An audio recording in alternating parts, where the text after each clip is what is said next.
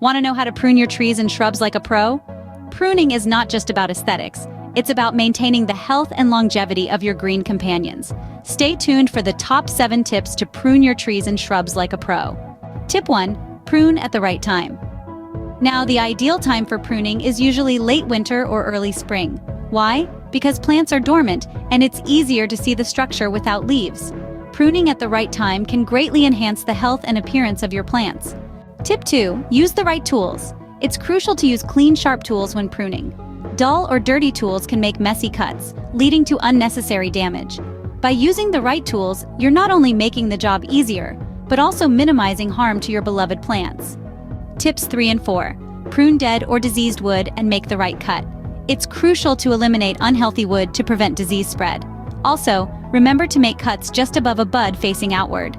Correct cuts and removing unhealthy wood can help your plants to thrive. Tips 5 and 6.